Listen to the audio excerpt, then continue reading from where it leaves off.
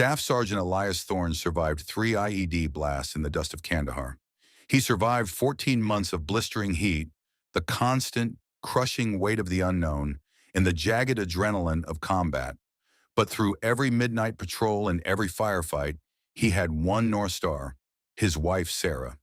They were high school sweethearts, the kind of couple everyone in their small town thought was bulletproof. In the left breast pocket of his uniform, Elias carried a faded, salt-stained photo of them at a local county fair. It was his talisman, his reason for breathing.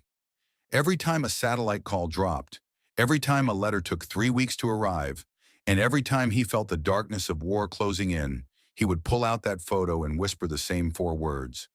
Just a few more months. When the transport plane finally touched down at Fort Bragg, the air was electric.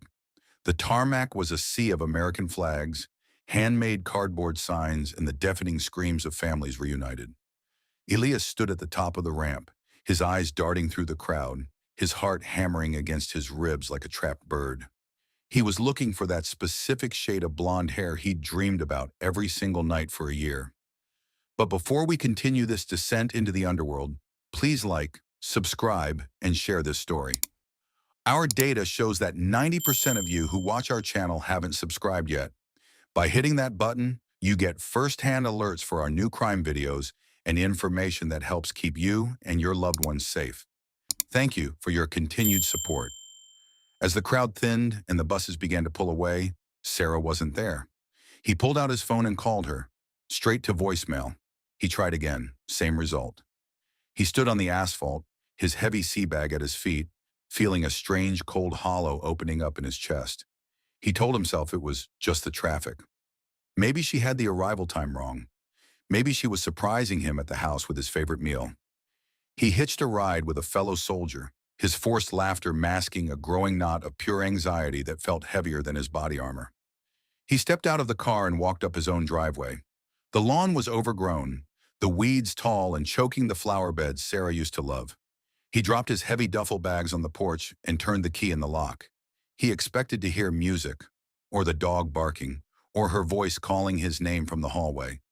Instead, he stepped into a wall of silence so thick it felt like he was underwater. The house smelled of stale air and dust. He walked into the living room, and that's when he saw the ghosts on the walls, pale rectangular shadows where their framed photos used to hang. The television was gone. The rugs were gone. Even the curtains had been stripped from the windows, leaving the house exposed and hollow. He moved to the kitchen, his tactical boots echoing loudly on the linoleum. He opened a junk drawer, and there they were. Their wedding photos, tossed in like trash, face down and buried under old utility bills.